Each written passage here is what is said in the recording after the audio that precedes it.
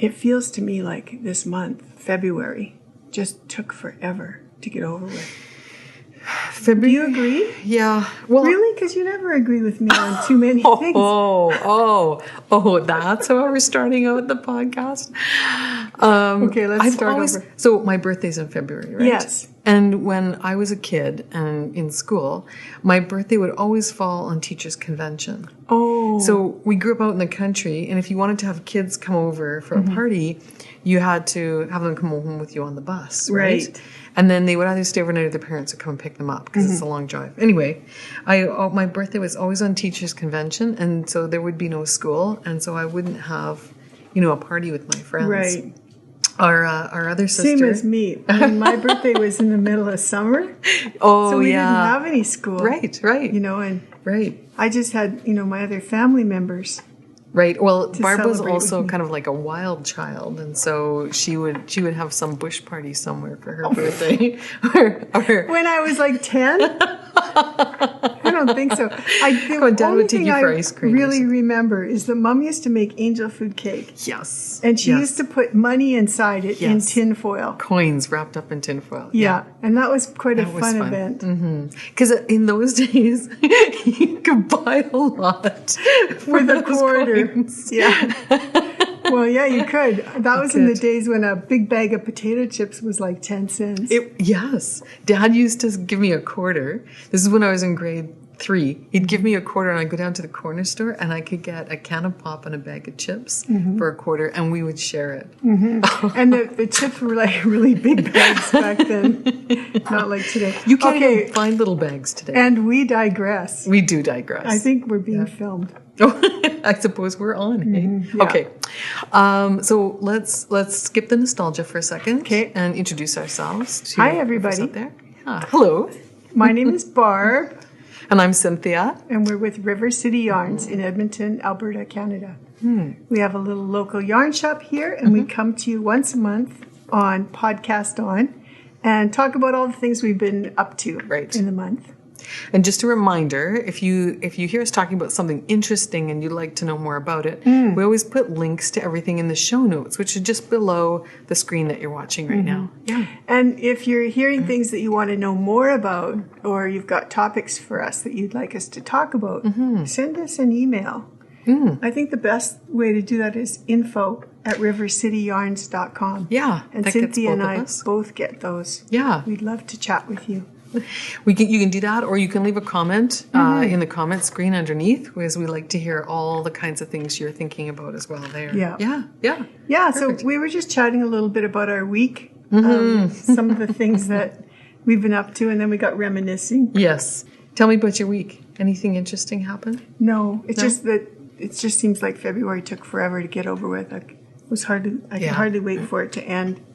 There wasn't, I know anything happening. It's a bleak month, right? It's just cold, and the universities all do reading week because everybody needs a break. That was the most exciting thing was, when the kids were off school, and that was a good week. Other than that, yeah. Well, last month, right? You told everybody about your Glade hairspray story. Yeah, that was a hit. That was very funny. A lot of people identified with that. Yeah. So everyone wants to know, Barb, what have you been up to this week? Well, I did get my hair cut. So that looks really good. I see a little wool fuzz in here. There we go. Do you? Yeah. Okay. So that was really great, you guys, hearing about all your oops. I really like the one about the lady who wrote in about her dad using Brill cream instead of like. Wasn't it shoe polish instead of Brill cream? I think he meant to use Brill cream. Yeah, that was really a good one.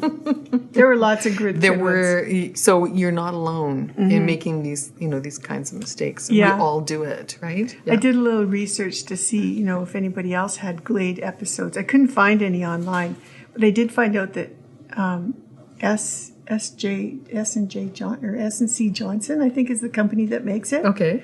They make more cleaning products than anybody else in the world. Oh, really? Yeah, they started with wax back in the 1800s. No kidding. Yeah. Oh. And apparently there's wax in almost every product that they have, which is, maybe why I had such great hold. I don't think I would have had to wash my hair for about a week.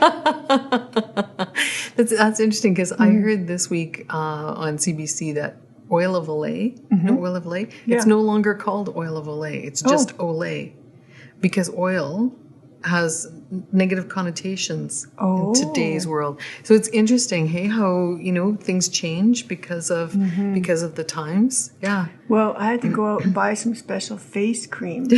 Speaking of oil, because my face was so dry last week. Yes. So that reminds me. Just interrupt. Go ahead. Jump right in there. It's so dry here. But tell everybody about your discovery with the Epic. We got Epic in cones. And you were, and so we get Epic in cones. It comes to us from Peru.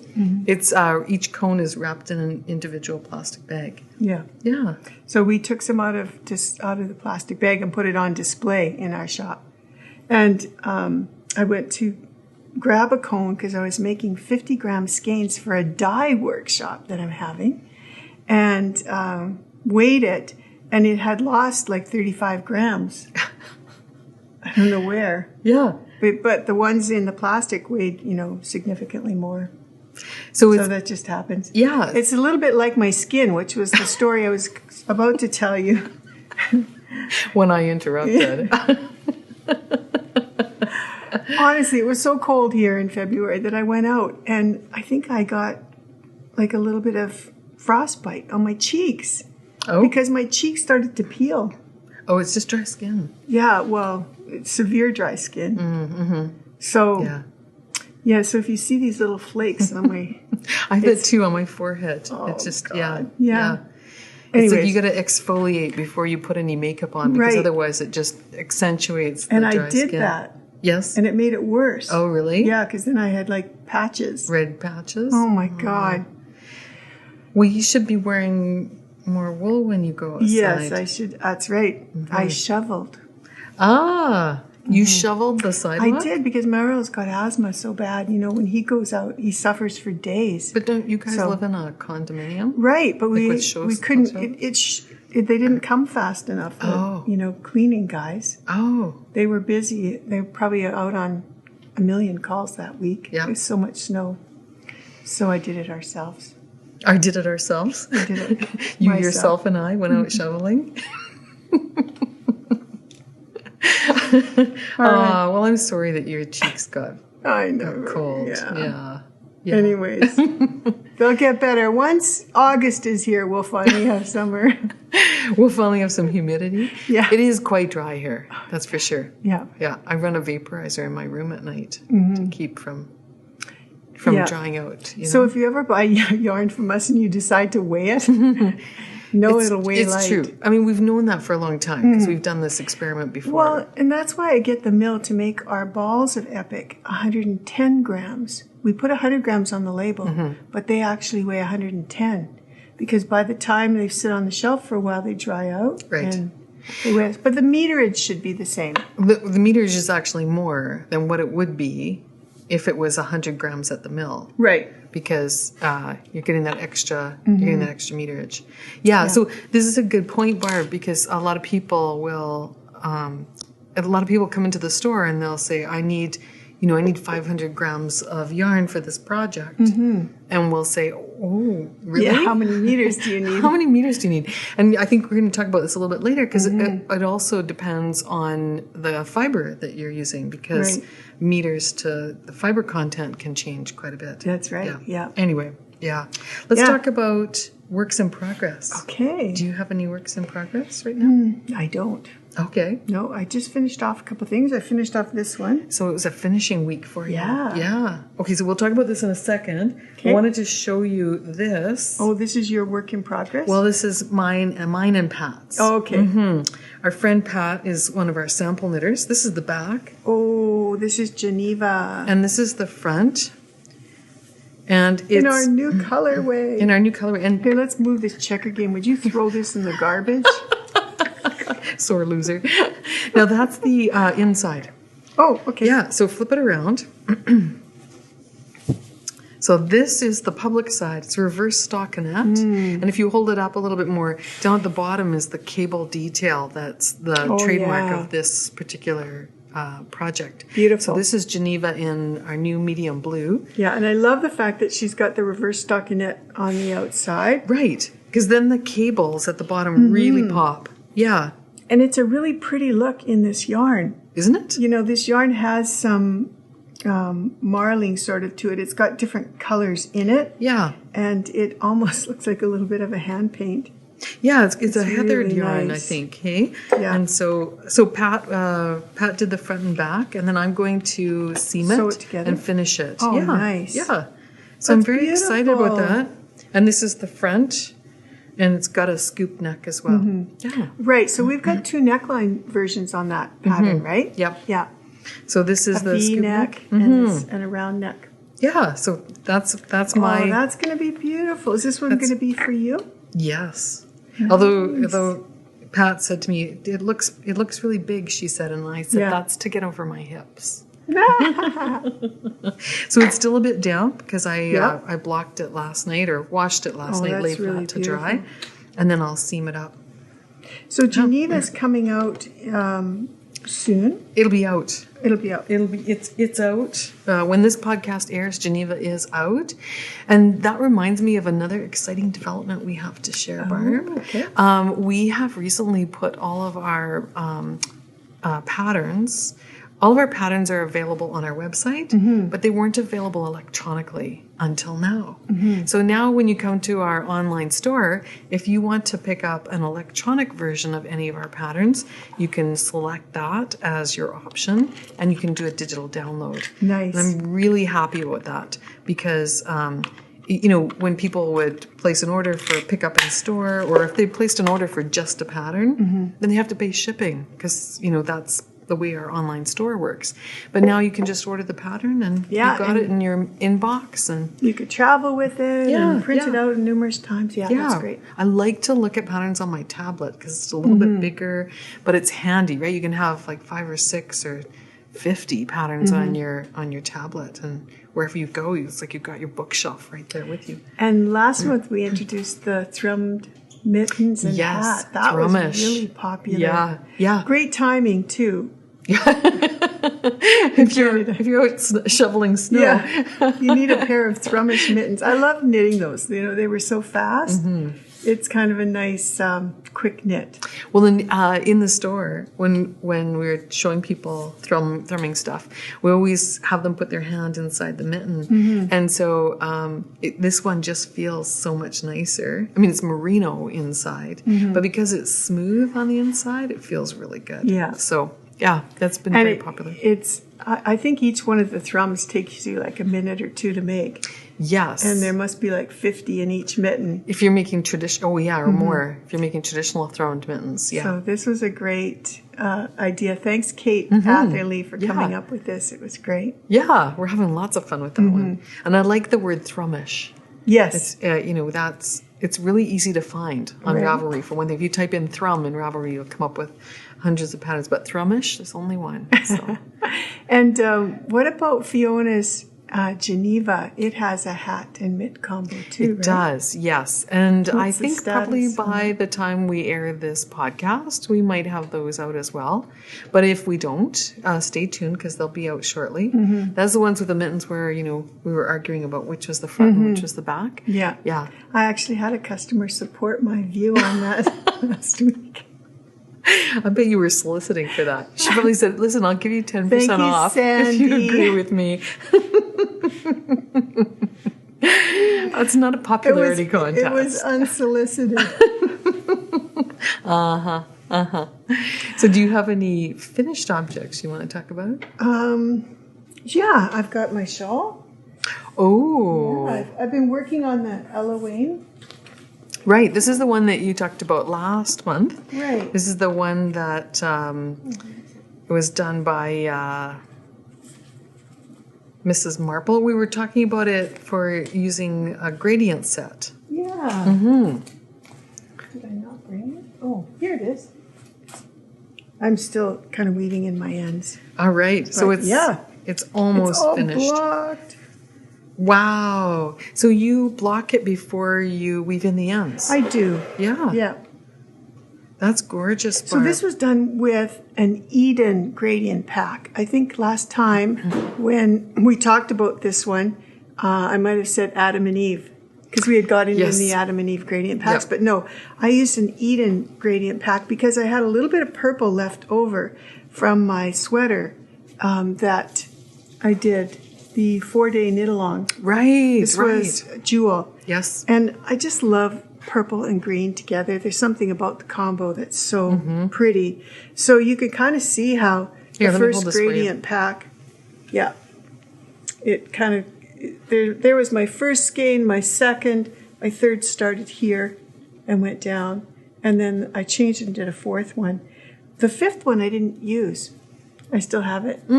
So it was big enough and see how it fits on you. Just right around my shoulders? Yeah, no, I was going to say just V front. Oh. That's pretty too. You could do this in Adam and Eve, though. You could, for sure. Was the pattern written for it? Was written for Adam and Eve. Fingering weight? Yeah. And I used a smaller needle. Oh, wow, that looks cute on you. How does it feel? This yarn feels amazing. There's that little bit of cashmere and the superwash merino. It's gorgeous. Yeah, and I love the way this part is really quite thick. This is stranded, sort of like mosaic, but no. There's stitches? Yeah, well, just a little bit. But this is kind of a double layer, and then this one is more like a single. So I like the way it drapes, too. It has some real stability down here and drapes nicely at the neckline. Yeah, that's gorgeous, Barb. So you're weaving in some ends. Yes. Yeah. And then that's it. Done. That's beautiful. So you like that one?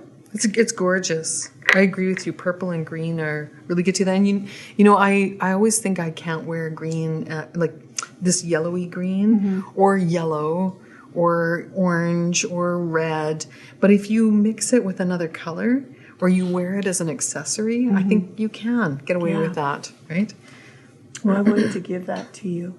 What? No way. Yeah, because I thought it would go so beautiful with your hair. Aww. Wow. I'll finish it off and then... That's so nice. You're welcome. You. Aww. Well, let's do more of these podcasts. Yeah. That's lovely. Yeah, I think it'll look beautiful on you. Thank you. You're That's very really welcome. Nice. So then, that's so pretty. Maybe I should finish weaving in the ends. No, I'll do it for you. I love finishing. Yeah. It's my thing.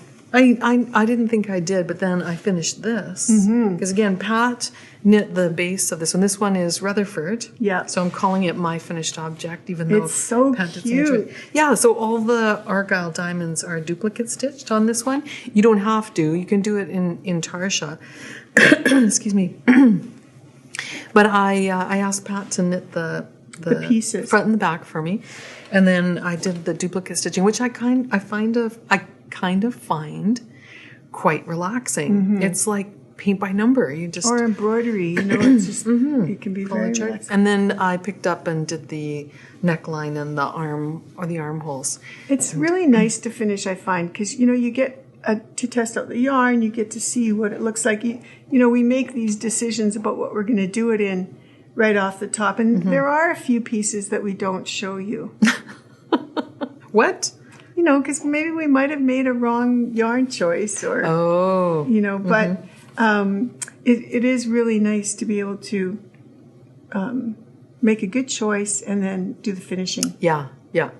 And then this one has the round neck instead of the V neck. So now we'll have another sample in the store. You can kind of make some choices depending on what you'd like that way. Is it nice and warm too? It's gorgeous. I love it. Yeah, because it fits nicely over top of a blouse or a long sleeve T-shirt or short sleeve for that matter. I think you said I looked preppy, so it makes you look. I think it's a little dressy, which is nice. It would look nice with a skirt too, wouldn't it? So I'm going shopping this afternoon. Are you? I'm going to try and find some nice dresses that I can maybe pop a vest over top. Yeah, that's a great idea. Yeah. Excuse me. I finished this one too. This was yes, Thicket. by Fleece Artist Handmaiden. So they came up with a chunky yarn, and I just did a round yoke. I've been playing with this idea about yokes as cowls. Mm-hmm. Yoke cowl. Oh, yowl? Yowl. A yoke cowl. That's a good one, yowl. So I'm thinking of a name for it. So. It's better than the other way around. Cowl, yoke. Cowl, yoke. Coke. Coke. I think that one's already trademarked, so we can't use it. So I just love knitting with this yarn. It's chunky. It goes really fast. Mm-hmm. It's just like a big circle. Mm-hmm. And it was so much fun. It's beautiful, I just Barb. picked my own little 4-stitch repeat and just had lots of fun with it. It was done within like a week sort of thing. And you made notes. I did. You've written out a pattern. I've written a pattern. I need your help with the charts. Okay. So, but yeah. I can help you with that. So we can get that out too. If anybody wants to start knitting color work, it's a great, kind of beginner project. Yeah. I also put some short rows in the back so that I think you could easily make it into a sweater too, right? Mm-hmm. Yes. Yeah. So maybe that's the next step. Maybe. Ooh. Are you going to design a top-down yoke sweater out of thicket? It's easy enough, right? Yeah. Barb went to look for some more of this color today, and she said, it's all gone. And I said, yeah, there was a woman in yesterday who bought this color for a sweater for her husband. The colors are so beautiful. The brown is amazing too. Mm-hmm. It's called Burrowing Owl. And this one is called Stellar's Jay. Oh. Like a blue jay, I believe. Oh. Mm-hmm. And the coral? Do you remember what that's Prairie Rose. Oh, very nice. Yeah, so have some really fun, nice. Do some color work. It's a very fun thing to do. Yes. Oh, that's good. Mm-hmm. And I'll see if I can pop the pattern into our free pattern section. That'd be really nice. Yes. So I'll definitely help you with the charts. No problem. Well, the other thing we got off the needle, Cynthia, was on. Mm-hmm. The mannequin behind us here. You want to chat about that? This is a gorgeous sweater. So this is V-neck. This is a combination of 2 Shibui yarns. So it's a pattern that came out from Julie Hoover's latest collection. And the pattern originally called for Pebble. Shibui Pebble plus Shibui Silk Cloud. Right. And we made a decision to change that from Silk Cloud to Sima. Right. Which is Sima's an alpaca wool blend. And I thought this was going to be my sweater. Mm-hmm. So I wanted to have something that wasn't fuzzy. I wanted to have something that was, a fabric that was just smooth. So the nice thing about Shibui yarns is that they're very substitutable. You can the meterage on Sima is exactly the same as the meterage on Silk Cloud. Mm-hmm. So whatever you needed in Silk Cloud, you can take in Sima. And Pebble is one of my favorite yarns too. Yeah. So I wanted something that was smooth. I think some of the comments that we've been getting when we were showing this top to our customers is that they're amazed at the fabric. Mm-hmm. Pebble is silk and recycled silk and cashmere and merino. And Sima is merino and alpaca. Baby alpaca and merino.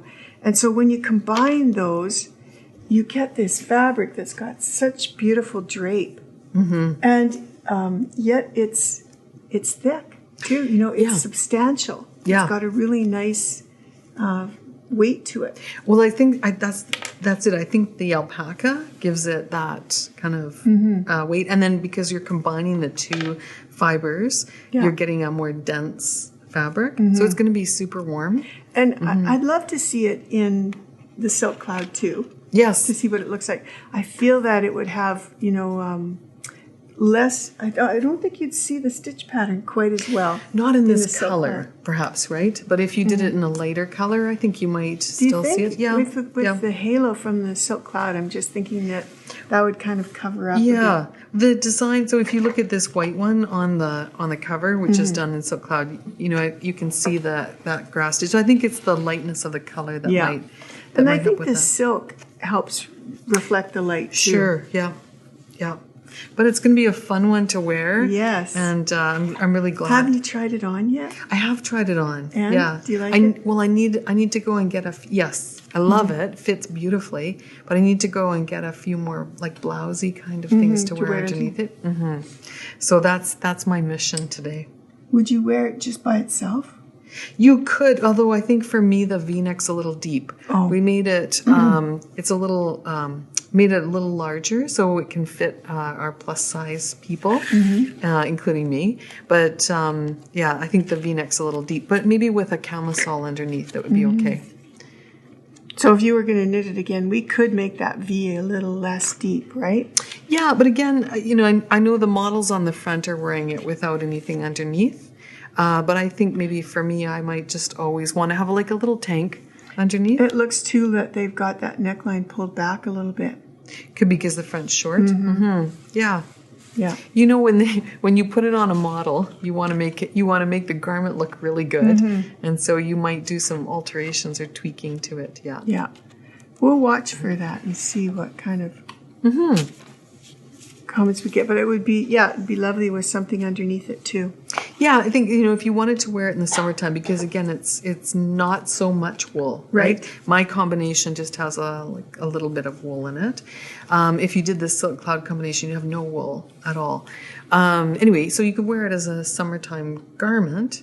But if you had just a little tank top on underneath, then if it did get too warm, you could take it off. Yeah.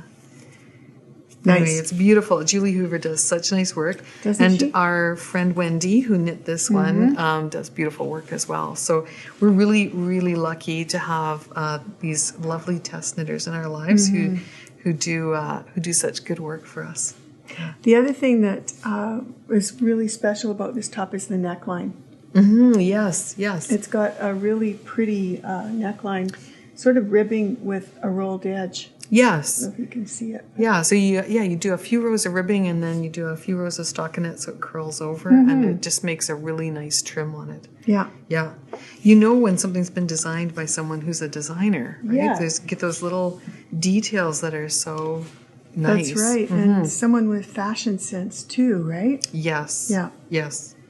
Yeah, we met Julie when we were at TNNA last year and she is really fun. In fact, we got to see these garments. Do you remember that? We did. Yeah. And then we had a discussion about laundering.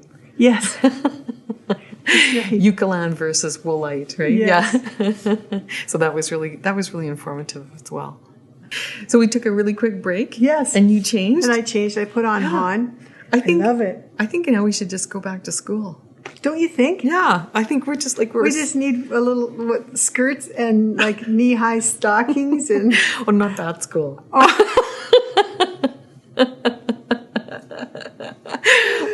What school were you thinking of? University. Oh. What school were Saddle you thinking shoes, of? like high school.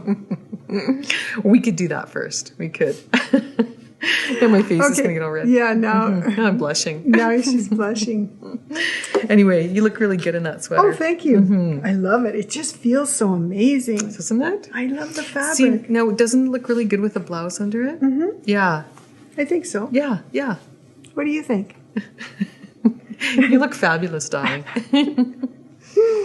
All right. So what do you got here? Oh, well, a month back or so, we had a pop-up shop. Angela Ashton from Neatnik. She came Yarns. from Neatnik Yarns. And Angela has beautiful yarns. She's a local dyer. She, I think, specializes in bulky or chunky yarns. I think that's true, yeah. And she's a budding spinner. I know that she's getting a wheel.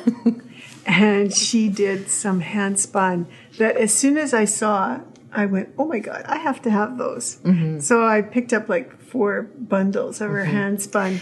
In fact, I just want to interject. She told me, again, so at the end of the pop-up shop, she said that she'd made enough money here with her pop-up shop to be able to buy the wheel that she wanted. Wow, so I thought that was great. really nice. Yeah. Congratulations. Yes. So her yarn was very, very popular. I think so many customers went home with a special souvenir. So that was great.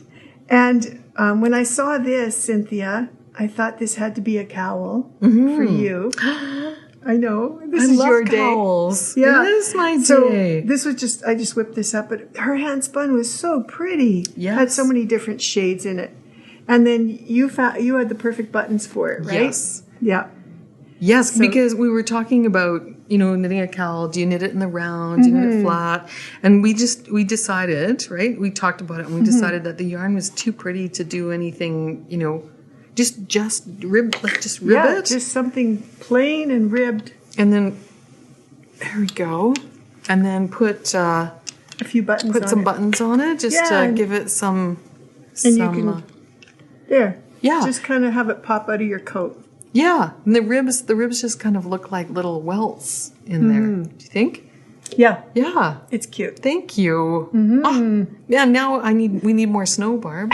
No! Yeah. See, when you were shoveling, you could have been doing this. I could have. I could have protected my cheeks. Instead, I had to go out and buy a $70 exfoliator and a $50 primer. For your skin. Yes. Oh, man. Okay, now don't look too close. I want that blur vision on the camera. Was that portrait mode on the video camera? Yeah. Oh, this is really lovely. Thank you so much. Oh, you're welcome. I'm going to wear that. Yeah, and you have a really nice coat that goes with that one, too. I saw you the other day. You were wearing a really pretty cowl. Oh, well, I have a black coat. So I thought it was navy. No. But it's nice to have a colorful cowl to wear with it, right? Yeah. Oh, that's really nice. And these are those coconut shell buttons. I love those. Yeah. We don't have those anymore. No, in fact, we don't have hardly any buttons. We heard that our local button supplier has gone out of business. Yes, our customers are canvassing us to bring in more buttons. Yeah, I know, yeah. Yeah. We're losing all kinds of retail stores. Aren't we? It's a little bit of a tough market these days. Yeah. So, but we've always felt that these times of economy are times when we do projects like this. What can you do with one skein, right? And still have something practical and fun and creative? Because we're not knitting necessarily in order to stay warm, right? No, we're knitting because it's a creative outlet. But it doesn't hurt. No, to be able to do both, absolutely. Yes. Hats. Yeah. I just finished a cocoon hat too. I forgot to bring it, but oh, nice. That one I knit for shoveling snow because it is really warm. All right. Well, we were talking about designs, yes, right? Before we took our little short break there, and you had your beautiful. Yeah. Oh, that's scowl. Right. So I switched. I put on Han. Yeah. And we've been doing some other designing too, because we have a flash mob coming up. Right. And the flash mob for this month on the 20th of March is based around the book Anne of Green Gables. And we were talking to our friend Richard DeVries about doing some yarn for Anne of Green Gables. Right. And I want you to tell everybody about that discussion. Okay. So in Anne of Green Gables, there's a passage in the book that has Anne looking out of her window onto the grass and the view of her out of her window is of her cherry tree, and she says something about how beautiful it is. She names it. Yeah, what did she say? Queen. Okay. Yeah, so the cherry tree is all covered in white blossoms. And so she calls it Snow Queen. Right. So that we gave to Richard and said, design us some yarn. Well, this was not as easy as we thought. No, because we were thinking, just add some sprinkles to, a white base. And he said, it's not that easy. That's right. Right? So there is no white dye. Just in case anybody wonders, that is not possible. It's kind of like that Crayola crayon that's in your box. Yeah. When you go to color with it on the creamy coloring book paper and it doesn't show up. Right? Oh, yeah. You can't color anything white. What do you have? You have to bleach yarn to get it white. And I don't know if you can even do that, Cynthia, really. But what you can do, is leave your skein white and try and, work around that. Yeah, so you can add color to it, but Richard was saying when you add color to the dye bath, it does things. It spreads, it leaks, it tints. It does things that, it's unpredictable. It changes colors too. What could start out as red or pink can go into blue and green. The colors break apart in the dyes. Yeah. So we went through a number of renditions. Yes. And we came up with 2.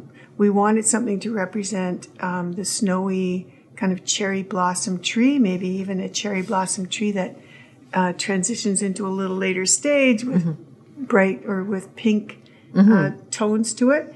And then we wanted a green to represent the Gables. Right.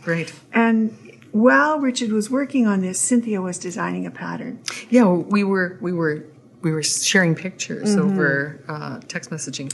So here we have it. This is on his Sirocco base. It's a superwash merino yarn. And this one is a DK weight. So this one's nice and thick in comparison to some of the fingering weights that we've had. Yes. Richard also has this skeined really tight. There are 267 yards on here. Right. So we're pretty sure we can get 2 hats out of this. So we were thinking it would be fun to have one hat that's the green background with the white cherry blossom tree. And then, you could do it just in reverse. So you could have the white pinky background with the green tree on it. Right. And so I was doing some sketching and then sending you some pictures. So right. So check this out. And then I'll show you a little bit of the design process. So we started off with some, just a small tree, maybe a little gable in there. Oh, there's Hayden's foot. And then we kind of ended up with something more like this. Yeah. A big tree. Just kind of the tree. Yeah. We had did you put the fence in too? Well, playing around with it. So you start off by sketching some stuff on paper. And then you go to do some samples in yarn. So I had some DK weight yarns at home. So I started off by doing the tree and the fence on here. And this hat turned out to be too big. Now, right? Was this yarn, Cynthia, alpaca? By any chance? So the cream is alpaca from Carolyn Sommerfeld, Carolyn Sommer, who owns Summertime Alpacas in Onaway, where we went to school. And then the base yarn is some yarn I brought back from New Zealand. Oh. And so they were both DK. Is it wool? Yeah. 100% wool? Yeah. And I just wanted to try out the design. So that was too tall. Okay. So the something had to shrink. So then I did what you did. I used some leftover Eden from my sweater, my 4-day sweater knit along. Yeah. And this is still the same alpaca from this one. And here I turned the fence into corrugated ribbing.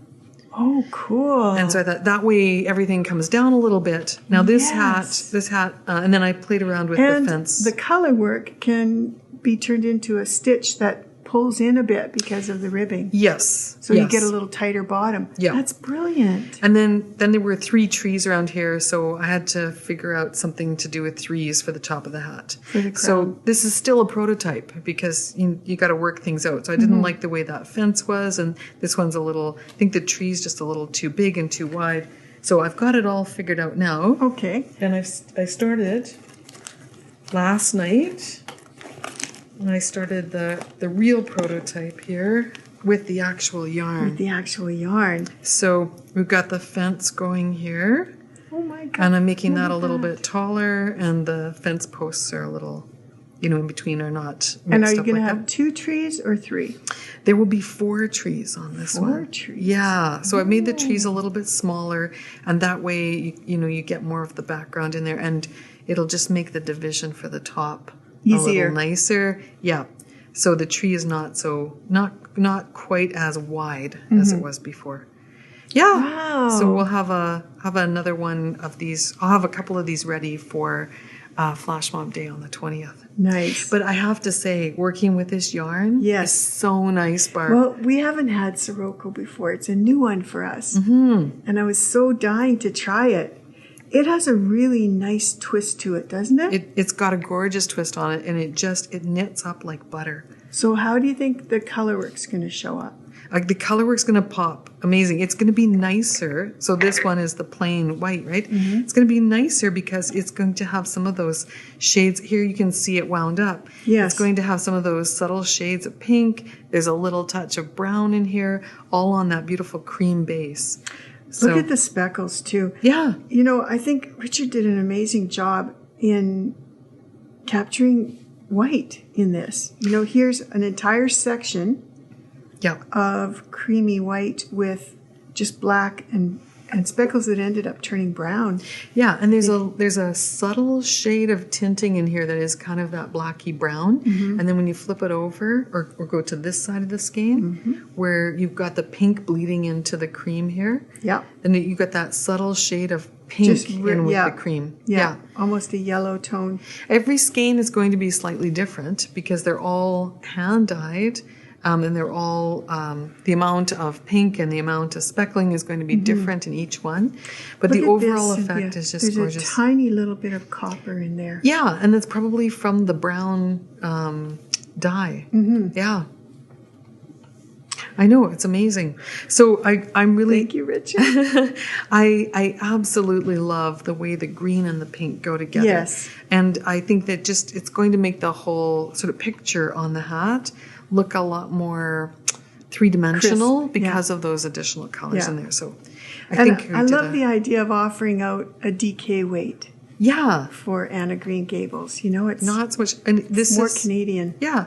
This is a couple of evenings worth of knitting. Really? Well, I did this last night. In fact, I started a couple of times. Started over a couple of times because I wanted to work some things out. So, well, you know, doing 2 prototypes has to help give you more confidence, don't you think? Well, I think when people talk about buying patterns, and we encounter this a lot. People come into the store and they want to look for a pattern. They say, I only, I got this pattern. It's a free pattern. I only want to look for free patterns.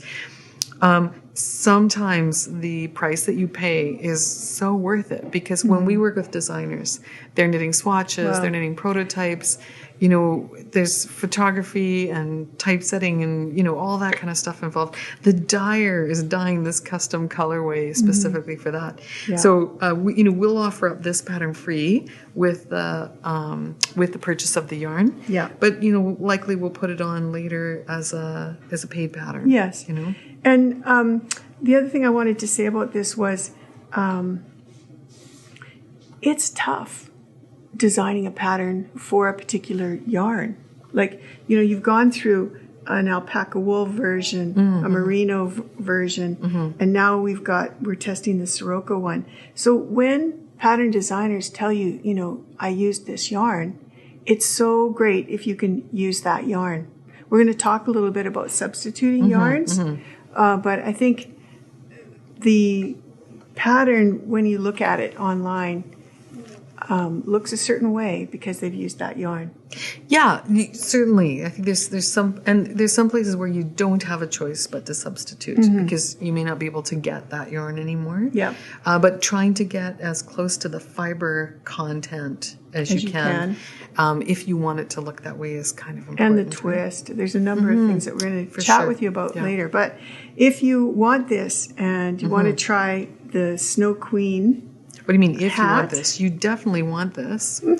So March 20th, we're looking 6 p.m. Mountain Standard Time. It'll be available online, and we're selling the skeins in packages of 2. So you'll get one green and one of the Snow Queen colorway. The green is called Gables, and the creamy base is called Snow Queen. And we also have the book, Anne of Green Gables. We have a few copies that you can purchase if you would like a copy of the book. And here, I'll it's gorgeous. So yeah, stay tuned. You can, if you want notice of our flash mob, the easiest way to do it is to sign up for a newsletter because we do send out a reminder right before 6 p.m. With pictures and everything. And you can get that just by subscribing to Yarnbird, which is our newsletter on rivercityyarns.com. Yeah. Okay. So we were just going to talk a little bit about yarn substitutions, right? Yeah. Let me tuck this away over here. And I might have to ask you to do the twist on that one because somehow Richard's got those twisted so nice and tight. He probably has a machine for that. I think it's Robert that does the twisting, isn't it? Oh, yeah, maybe. That's what partnerships are all about. That's right. One of us is tightly wound up and the other one is not. Okay, so we've got, just want to chat a little bit about substitution and then we'll show you some of the new yarns that we have brought in. So you've been doing some research, have you? Yeah, because we're having a staff meeting and we always do a little education portion in our staff meeting where we talk about fiber. And when you work in a yarn shop, I think probably the number one thing that can be a little tricky is helping customers substitute. Because they come in with a pattern and either the yarn's not available or there's some other reason why they can't use it. And so we're engaging with customers in helping them find substitutions. So I just pulled off, several yarns because, often people will come into the shop and say, I have this pattern. It knits up 20 stitches to 4 inches. What can I use? So we go around the shelf, and I just went around this morning and I pulled off 8 yarns that say they knit up 20 stitches to 4 inches. Okay. But when you look at them, they're very different. Yes. Right? And so you can imagine if you were to knit a sweater and do your swatch in these, you'd get very, very different swatches. So that's what we thought might be fun today, is just to go over these yarns and have a look at them. Yeah, I see you've got some mohair in there. Oh, I lost one. Dropped one. Yeah, these are all yarns that, thank you. These are all yarns where, the ball band says, yeah, definitely, you can get 5 to 6 stitches per inch, right? And so... So this one is 100% wool. This is blue sky wool stock. And so it's going to knit up with a lot of elasticity because the wool, this wool has, you can sort of feel it in the skein. It's very scrunchy, right? You can see how it skeins. And then this one's a 50-gram skein. This one's a 100-gram skein. This one's Pima 100 by Barocco. So this is 100% Pima cotton. Right. And it has that squish on the skein because it's skeined, but it doesn't have the same kind of bounce back that this one does. Right. So cotton tends to be a lot denser, right? It's more. And I feel heavier too, right, Cynthia? Like if you were to knit a sweater out of cotton, as opposed to maybe this that could be a little bit more airy because of the way it's spun. Right.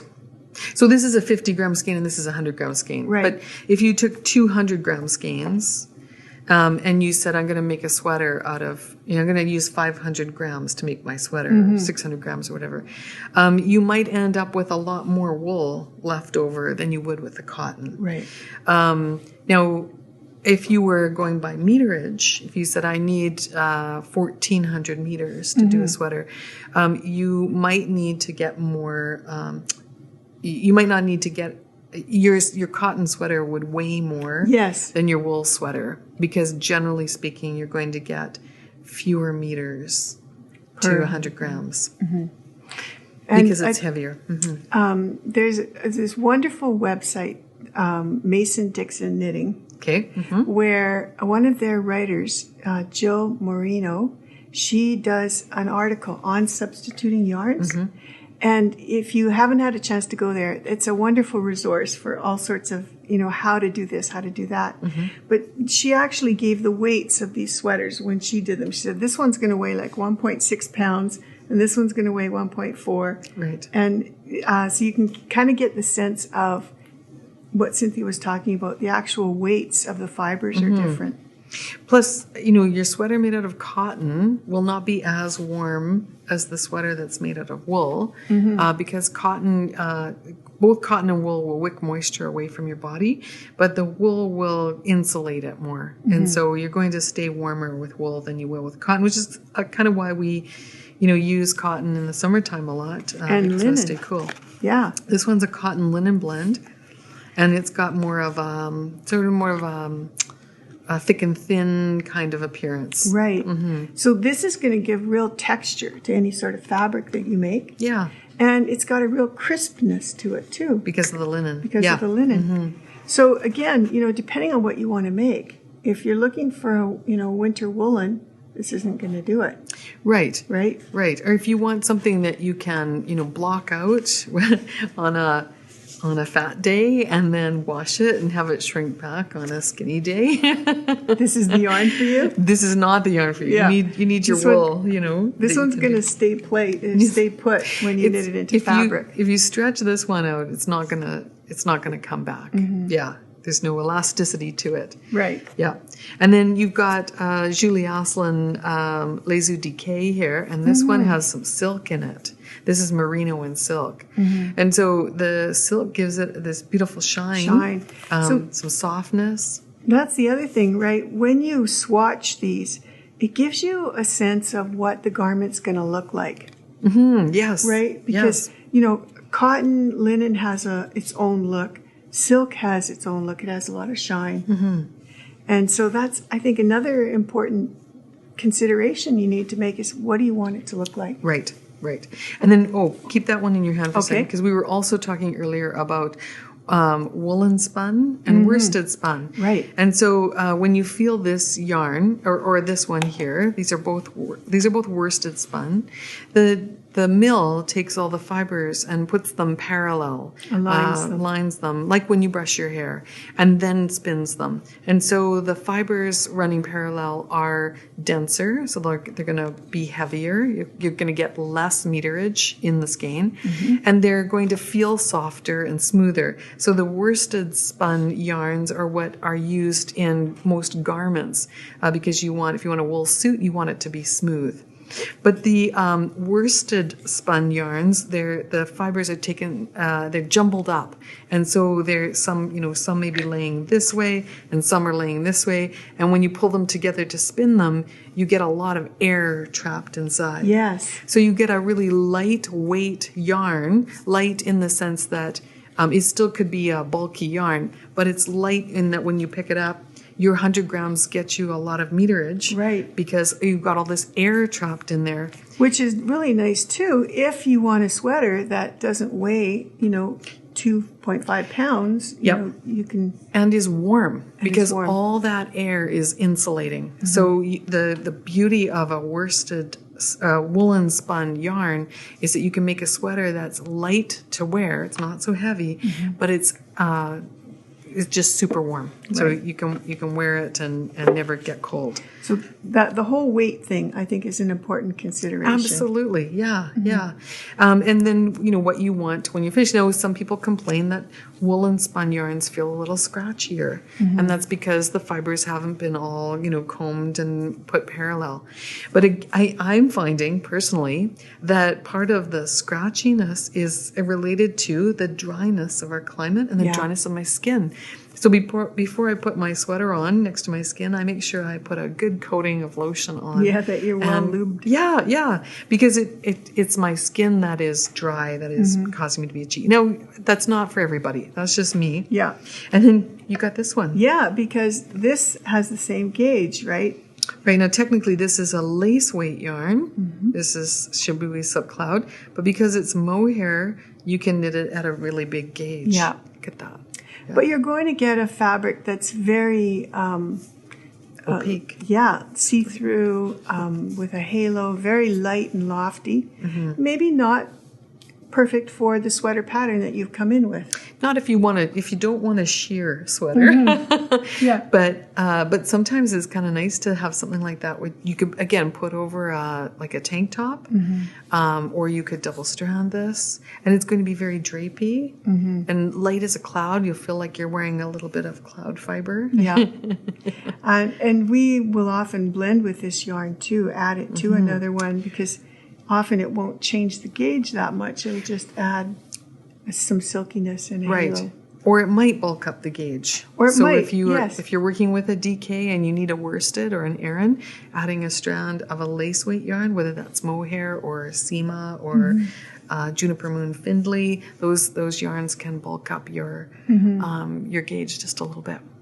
So, you know, I mean, we still need to knit a gauge swatch, right? That's still an important thing. It's terribly important. And so many people I don't know what the objection is to it.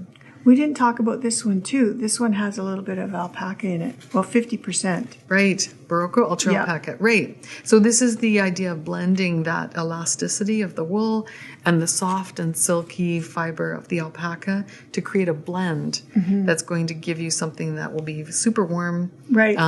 Softer than maybe the wool would be on its own, but yet have that elasticity of the wool. Right. So this is a nice, to me, this is nice for sweaters, but also for hats and things where, you know, you want to put it on over your head, but then later on you might want to wash it and have it go back to its. So it's got lots of elasticity, lots of bounce. Yeah. And then the way, when you have blends like this, when they're dyed, each fiber takes the dye differently. So that's how you get these beautiful, sometimes how you get these beautiful heathered tones where, you know, there's some darker and lighter shades in the strand. Anyways, it can be quite an art to substitute yarns. I guess that's the kind of bottom line on it. And I think this is where your local yarn shop can really help you, because we do spend a lot of time figuring out what might work. Right. And doing a lot of samples and things like that. So don't be afraid to tap in on the resources of your local yarn shop. Yeah. That's what keeps us kind of going and healthy. Not only that, but, you know, like if you don't have an LYS to go to, swatch. Swatch. That's what the designers do too. Yeah. And so before you invest in a sweater quantity of yarn, if you think it's, you know, if you think you want to use Julie Asselin Les Eaux DK and you're kind of worried about the silk and the price, then definitely order one skein and knit a swatch. Knit it on maybe 3 different needle sizes too. Right. Elizabeth Zimmerman had this advice. She said if you wanted to knit a sweater and you needed to do a swatch, that you could cast on the numbers stitches for the back of the sweater, and you can knit a hat. Oh, because half of your sweater is the circumference of your head. Isn't that cool? Yeah. Yeah. So you could have a beautiful hat. You can check out the yarn, and then all at the same time while doing your gauge swatch. So there we go. That's just a little bit on swatching, and we hope that you enjoyed that and got to see some yarns and talk a little bit about fiber too, right? Yeah. Okay, Cynthia, so we got in a few new products. Yes, it's so nice to see the cotton start to arrive. I know, and you know, it's kind of like, ooh, a shot of spring when you see these colors that are coming in, right? Yes, exactly. So we've got a few new products that we wanted to show you, and they come with some cool ideas on what to make with them. The first is this little box/bag. Do-it-yourself bag. Yeah, it's a do-it-yourself bag. So you can crochet with this really cool cotton. Isn't that pretty? Yeah. So this is a nice heavy-duty cotton. Still soft, but it's not... you know, it feels rugged. Like it'll take a lot of abuse, which we want our bags to do, right? Right. And that's a good thing, because this is designed to be a market bag. Right. It's crocheted with, I think, a 5mm hook. And the pattern is in here. You've got everything that you need. Yeah. And it even includes a cool little handle. 2 handles. Yeah. Oh, right. Yeah. So you can sew those onto the top of your bag. Yeah. But it's one set. Cool. Right? It's not for 2 bags. It's correct. It's one handle that one goes on one side of the bag and the other goes on the other side. Because sometimes finding a handle for your bag is the hardest part of any bag project, right? It is. Yeah. And these handles are long enough. This kind of goes inside the bag and around. It's actually like a shoulder strap. Right. So you can get your bag around your whole shoulder.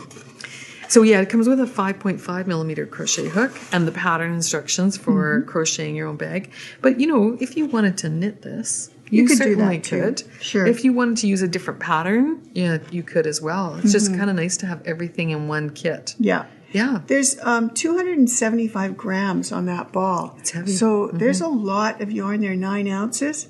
And I feel like it makes quite a big bag.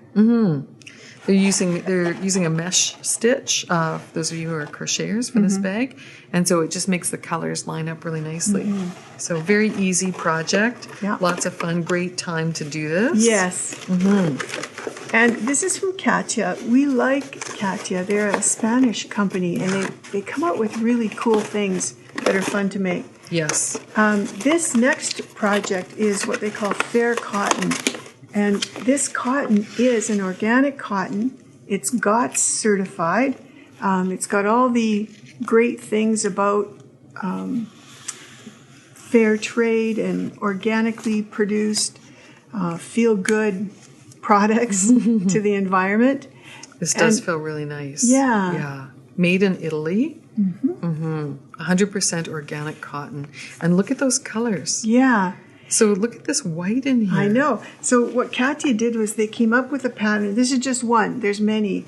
But this is for a little chevron blanket.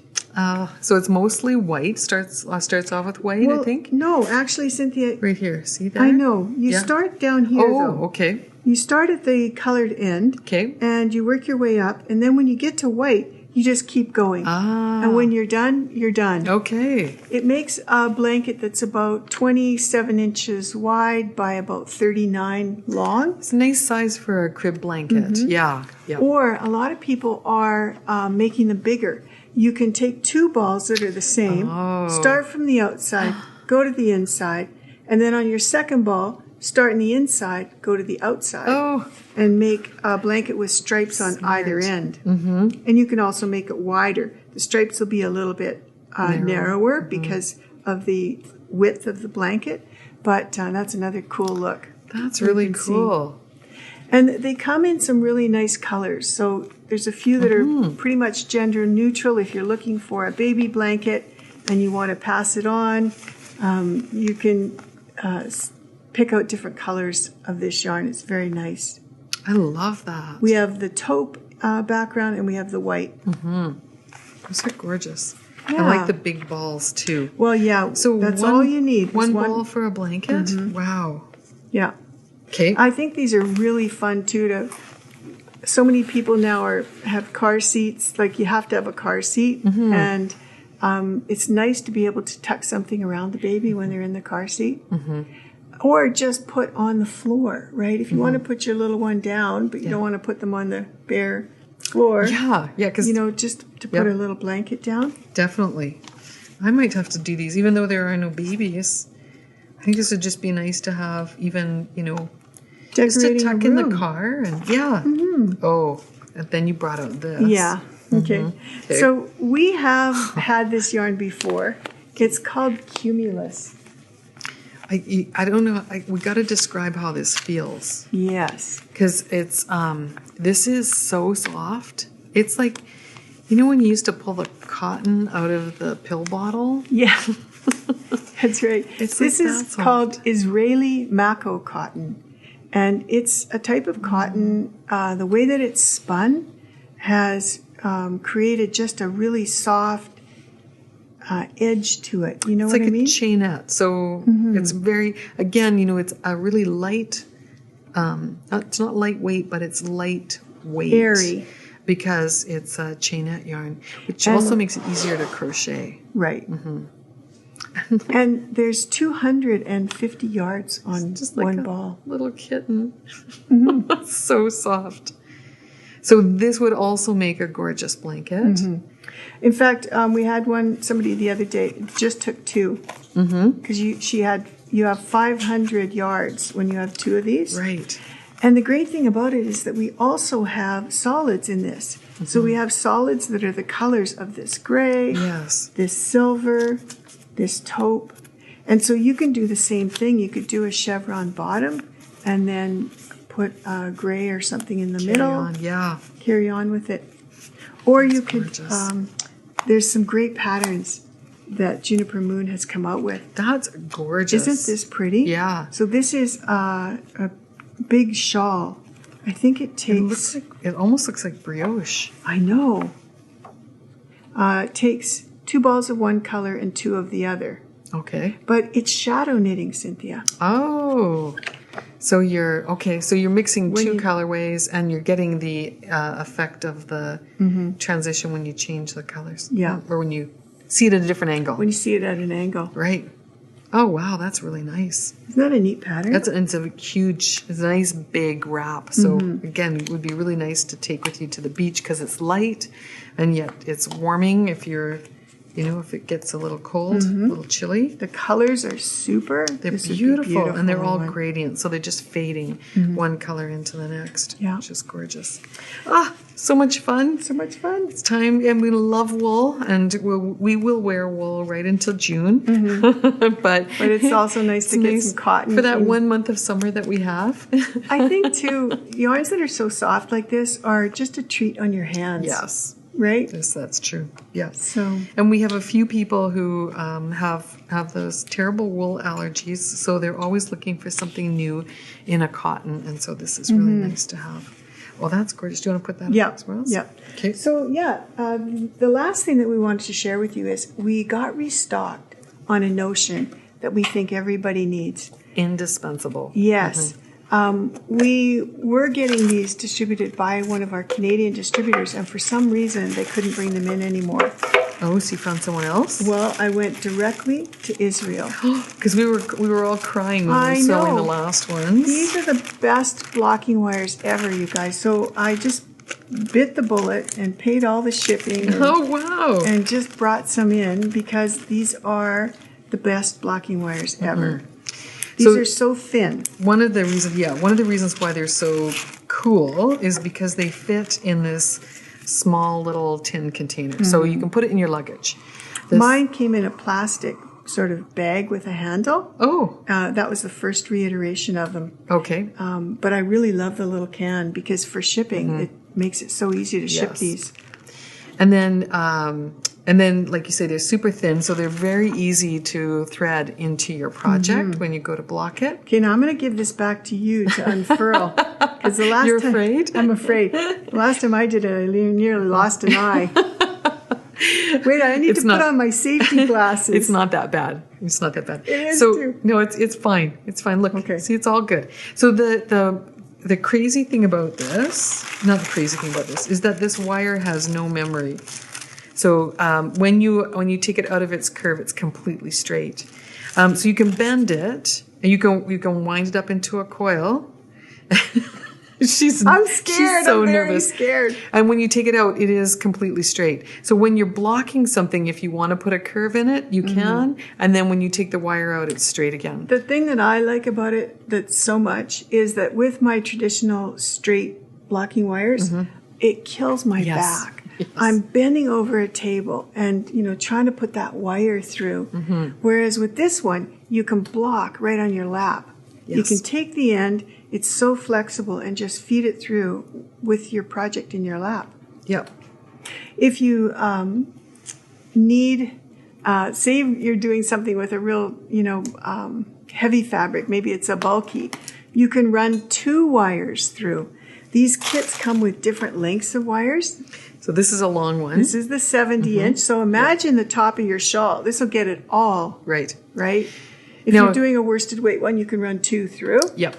But even if you don't even have to, actually. I wove this single line through, and you think it's not going to be strong enough, and yet once you put it through your fabric, it creates a little spine in there, and once you put the pins in, it's like airplane wire. It's amazing. Yeah, totally amazing. And totally rust-free, too. You don't have to worry about... I've had blocking wires that rusted. Don't like that. Yes. No, you don't like that at all. So can you see how you can just kind of go in and out and through your stitches? Yeah. Love these. So I'm stoked that you got some more because the last time we had them in, we sold them all. Yeah. And you and I said, we need to add these to our individual repertoires. Well, I thought she was out of business, but turns out that's not the case. All right. Well, that's fabulous news. So there's different sizes of sets too. You can get really long ones. So if you're a shawl knitter and that's pretty much all you do, and you want that, 70 inches or 140 or even longer, then the long lace sets, the long set is for you. It's got the most 70-inch pieces. If you're doing more smaller pieces or kids or where you don't need it that big piece, and I think you can cut these too if you wanted to, but you can get a set that just has 30-inch ones, or you can get a combo with a few of both. Right. So there's a mixed set, there's a long set, and there's a short set. You get the same amount of wire in each of the sets. Just the way it's cut is basically what. We also have a few deluxe sets. Oh. Where you get extras of everything. Right. So I think it's like you get the same amount of long as in the long set, and the same amount of short as in the short set. Double. Yeah. That would be a nice one to have. These are also on our online store, so you can order them and we can mail them. Yes. We couldn't mail the old ones because they came in those tubes and they were impossible to ship, but yeah. So what size is this set that you got? Is this I brought a mixed set. A mixed set, okay. So this has 4 35-inch wires and 3 70-inch wires, and they all come with stainless steel T-pins as well. So everything you need to block is here in the kit, except maybe your blocking mats, which you might have to pick up yourself.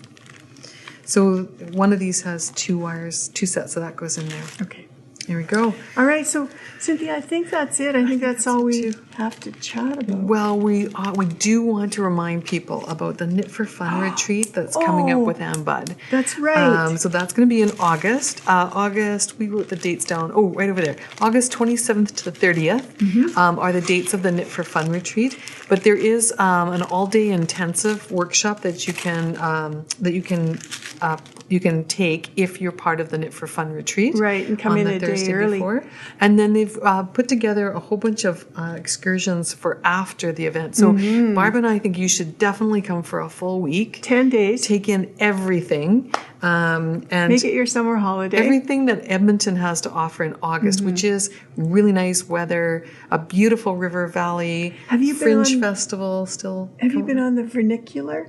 I have not. That just opened. Yes? Yes. Okay. I want to go on that. Well, I think Cindy and Anne have arranged a dinner cruise on the River Queen as well. Yes, and it's been years since I've been on that. I know. So and a dye workshop. Yes, with Carolyn Sommerfeld.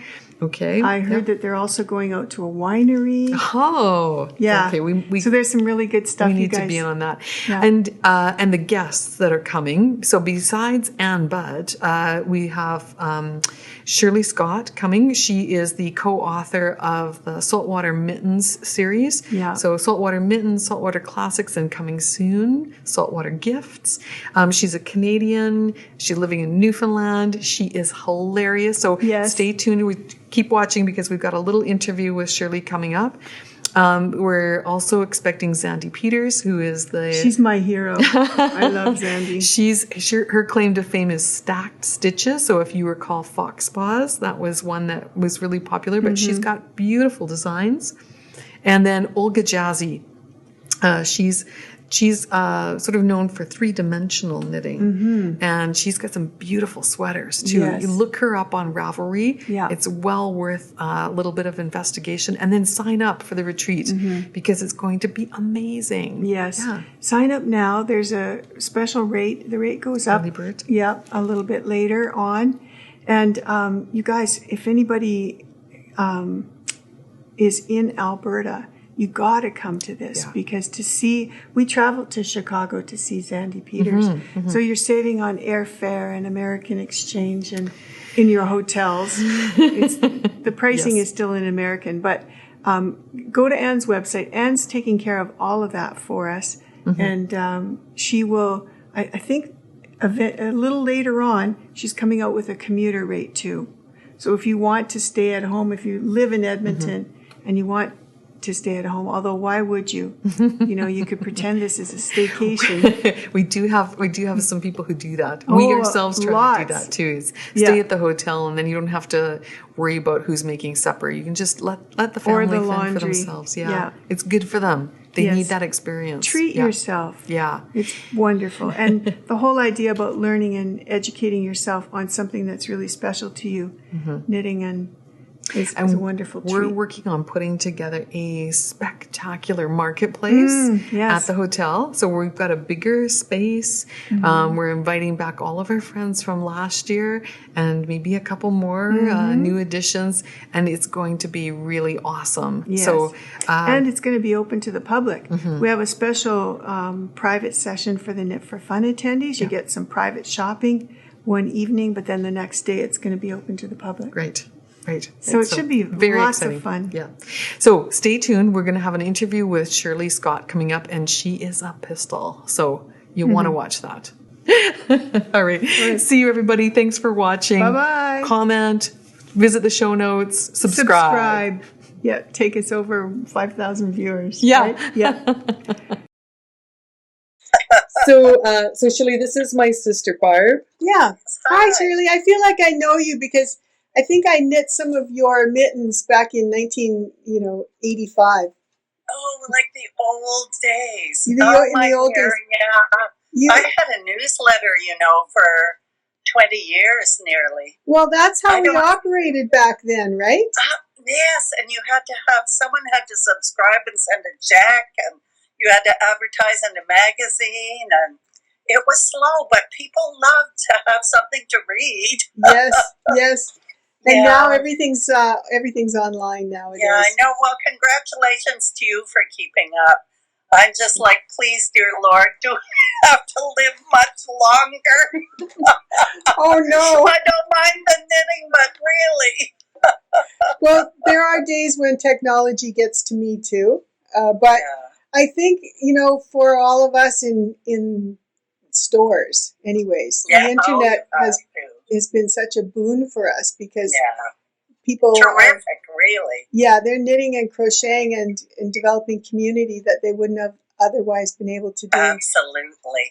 Well, if I was younger, I'd probably quit my job, supposing I had one, and I'd run with these books that we've written and make something out of them with media, I really would do that, but right now, like, someone else will have to do it. Yeah. I'm just writing the darn words down. Well, and that's so great. I think, that's one of the things that we talk to people about when they come in our shop is that you guys are actually capturing a moment of time and writing it down so that all those patterns will never be lost. Yes. That's so terrific great. For us. Although we don't want to get a big head because we live in Newfoundland and they'll all say, my grandmother knit that for 50 years. This is nothing new. Right. Yeah. But to get them written down, we're very happy about that. I do think, though, we have sort of captured a moment in Newfoundland fashion. We do have fashion here. We have ordinary fashion, and then we have what we have to wear. Yes. Yeah, just to keep going. Yeah. Well, why don't we ask Shirley a few key questions? Yes. And I'll just tape it short, just for like maybe 10 minutes. Yeah. Okay. I'm pretty confident we'll be all right. Okay. Yeah. All right. Okay. So Let's go ahead. we wanted to. We're really excited, Shirley, about welcoming you to Edmonton. I'm so happy. Yeah. Have you been to Edmonton or Alberta before? Yes, but not for a long, long time ago. When I used to work in a library, I often went there for conferences and things. But then when it came, not for social life or tourism, just for work, Right. So it's a long time since I've been, but I remember it fondly. Oh, good. Good. Is there anything in particular that you want to see while you're here? I want to see your yarn shop. Yes. Yes. I'm not up on that big mall. I suppose I will see it if I must. Yes. Just to say I did, but I just like looking around. The university has always been of interest because I used to go to meetings there and things like that. But you know what? You'll have to tell me what it's all about there because I don't really know anymore. Okay. Oh, we'd love to. Yeah. Cynthia and I got an There's not going to be any night. What time does it get dark there in August? In August, it's probably dark around 11. 11 p.m. See? There'll be no nighttime. We'll have a lot of time to see things. Right? Yeah. Yes. Yeah. Yes. Yeah, Yeah, you'll have to come in a day or two early too, and maybe we can I do will some do that. touring. Mhm. Yeah. I will do that. Cynthia and I I'm had very an opportunity. interested. Oh, go ahead. I'm bothering you. Just No, ask No, questions. not at all. We had an opportunity to go to Cricket Cove's Yes. marketplace in Knit East Knit East. in St. Andrews. Uh-huh. Yes, Mhm. and we met your partner. Christine. Yes. Yeah, what can you tell us Yes. about your partnership with her in the Oh, books? well, we are still good friends, and we're on book number 3. Wow. And that, I would not have thought that was a triumph when we started out on this. But when I see the amount of stuff that you have to negotiate and agree on, I think that we're darn lucky. Of course, we're terrific friends. And I've always loved everything she's knit for some reason, and she's always loved everything I knit. And so we're very eye to eye on all that. Our argument at our meeting today was whether the period after, with a set of brackets, comes after the bracket or before the bracket. These are the things we fight about. So That sounds nothing, like me and you. nothing of importance, but it's very odd. We agree on all the big things, and we admire each other's work. I could have written some kind of book without her, and without her fantastic photos, because Christine is the visual genius. I'm in charge of the words to try and make sure they are right, and she's in charge of how it looks. So I could have written some kind of book, and she could have written some kind of book, but it wouldn't have been nearly as good. So Yeah. Who wrote all of your? we're still friends.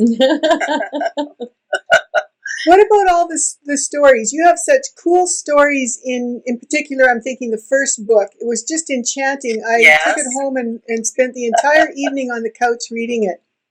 We've heard that, and we've heard that people's husbands spend a good amount of time. They say, let me look at that, and then it never comes back. Yeah.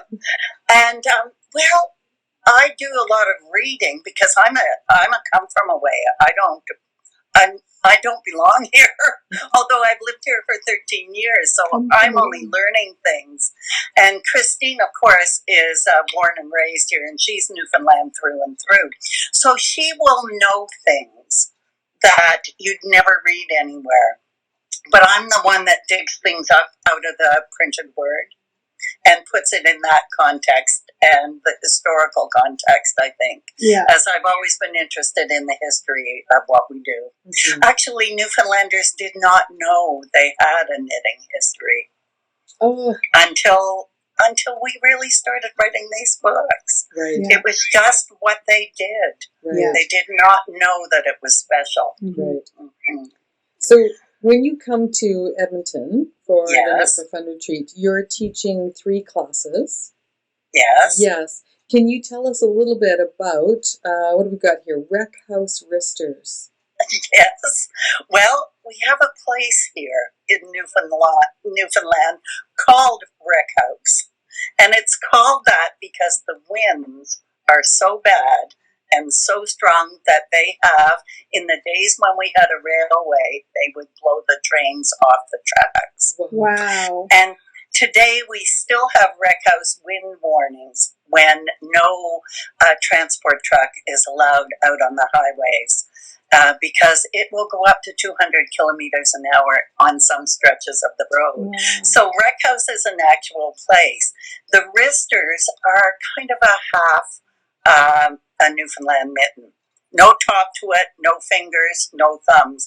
But it's the essential ferrule patterning and the color work that you need to do a real mitten. And it's just, other people call them fingerless gloves. And we made up the name wristers, I think. We had to think of something to go with Rec House. Right. And then yes, the alliteration was very important. So they are a real good preliminary if you're just not sure your ferrule is up to scratch and you'd like to practice a bit. I do find a lot of people have learned online and they really appreciate someone taking a look at their work in person and giving suggestions that way, Yes. So that's a good reason for that class. Right. And it'll be a lot of fun. Yes. They're very pretty when they're done. Yeah. And you're doing a glove making class as well. Yes, I love making gloves. When I finish these darn books, I spent 3 years on gloves in the past. I'm going back to them. Wow, that's great. But I want to take that class. Mm-hmm. Yeah. It's a strange thing, isn't it? Why you get into one of these things, but I love making gloves. Yeah. Do you use double pointed needles, Shirley, or are you a magic looper? You know what? Well, they can be made with magic loop. It looks to me ridiculous doing those tiny little fingers with magic loop, but magic loop people love them. Yeah. And in the mittens, I use usually 2 short circulars because I find that easier. Mm-hmm. A magic loop works well with them too. But in gloves, if you start with 2 short circulars, then switch to double points for the fingers, which you have to do. Sure. It often doesn't work that well. So whatever you start with, you finish with. Okay. But these are basic gloves, and it's all a neatness game. How to find the stitches to pick up, where they are, how to put a thumb gusset in. That's what gloves are all about. And this is a plain glove and just all those basic things. Oh, that's great. What else is Shirley teaching, Cynthia? Beaded. What do we got here? Beaded wristers. Yeah. Oh, that's me. I'm the bling girl. Good. These are really cute, and I'm bringing the beads because you can get them at Walmart and places, but I don't want people to have to chase around to think they're getting the right thing. Yeah. So I'll make sure to bring the beads. Some you can have iridescent or not iridescent, and how to place them without stringing them first. Because when I first learned to do any kind of beading and knitting, and believe me, you can make good use of this skill. Beads can stand for a pearl stitch. Beads can stand for a bauble. Whether they tell you or not, you can do those things. Mm-hmm. So anyhow, we'll make a really pretty little pair of wristers. They're fine weight. They're knit flat. You can wear them indoors. A little seam to fit your hand and they're done. And they're really pretty. Oh, that sounds really good. That's great. That sounds fabulous. We're supposed to be knitting for fun. Yeah, exactly. That's great. Darn it, we're going to. And then, Shirley, on the Thursday before the actual KFF happens, there's an all-day intensive class that participants can sign up for. Right. And Shirley's teaching Newfoundland mittens in a day. Yes, Ooh. yes. So you'd better be smart. And you'd better be ready, because normally I take 3 days to teach them. Wow. But we will make a child size, and we'll only get 1 mitten done. But if you can do that, and even if you only get the thumb done, that's all you need to know to be going forward. But it will be the whole enchilada. Can we help you? We will be some tired at the end of that. Maybe we can help you, Shirley. I'm thinking sometimes we have people cast on and do their cuff in advance. Yes, well, they won't have to, because this one will only end up being 2 inches long. And I do want to show them how to do a dogless stripe. Oh. And a few little things like there are lots of, all the little fine points will be in this. But we'll only have like 40 stitches in the round. So it'll be fine. Of time. We'll be tired. I'll be tired. I'll be taking whips to them. But it will work. We're gonna have to make sure we have lots of refreshments for Shirley. I wonder if she has a favorite refreshment. Well, I imagine Shirley will want to screech everyone into the Thursday all day intensive. Oh my gosh. Screech. Oh, I know what that is. If I do that, I'll lose my citizenship here. I'm not qualified. Oh, I see. However, you will be getting a good flavor of Newfoundland culture when I get relaxed. Oh, right. I should say Newfoundland culture as learned by me. Remember, I have to be careful. I'm not from here. Right. I can lose my immigration status. So, Shirley, where are you from? What is your I'm from New Brunswick. Oh, okay. Right next door. Yeah, well, you'd think so, but it's more expensive to get there than to get to Edmonton, I swear it. Yes. But I spent most of my life in Toronto. Oh. Yeah. So that's there. Yes. This is different. Yes. Yeah. Oh, that's wonderful. Well, I think we need to end. We can stay on our conversation, but we should probably end our taping here. Okay. Yes. Because we've got what we need here, Okay. and I hope so. and we'll get on to our day. Okay. All right, Shirley. You're just halfway through, aren't you? We are just halfway through. It's happy hour here, and it's snowing like heck outside. Oh man, so you've got another blizzard, hey? Oh, every day it snows and it is cold. Not your cold, but it's plenty cold. Yeah. Yeah. Oh, well, it's a real old-time winter. That's what I'm told. Yes. Yeah. You know? Yeah. Oh, But it's actually very beautiful out because we've had a lot of sun. It's been so cold. yes. Yeah. And every night it snows to cover up the dirt on the old snow. So it's very pretty. Yeah. But we have not been able to take any pictures for our books. Oh. Right. We can't get outdoors because everything is buried in snow. We took a lot in the fall, and we do them indoor and stuff like that. But you just can't be climbing up. It's hard to take pictures on snow anyhow, but climbing up 10 feet on a drift. Yes. Mm-hmm. What did you? What took you to Newfoundland? Oh, I had come here. I went to Dalhousie University in the 1970s, and there were 5 Newfoundlanders in my class, and they were, of course, the most fun. So I hung out with them, and then after we graduated, and I ended up back in Toronto, I came on vacation here at least 30 times, I think. So when I retired and had a chance to go where I wanted to live, I thought, I'll go to the real place. Oh. And I did. Yeah. But of course I had no idea. I'd been here 30 times in the summer. Yes. But it's been way better than I could have thought. Right. Way better. And I mean, I'm a cancer survivor. I've had cancer here, and people came and helped me, and I don't know, it's just all been great, you know? That's great. So it's a good place. Yeah. I don't know why more. Well, people are stuck with their work and all, but I would have a lot of people living here if they put me in real estate. Yeah. Nice. Are you girls from Edmonton? Born and raised. Yeah, just Good for outside of you. Edmonton. Mm-hmm. Yeah. Well, nice Okay, my meeting you. dears. Have a great Nice meeting evening. you. Have a good day. Okay, you too. It's happy hour here. Bye. Bye.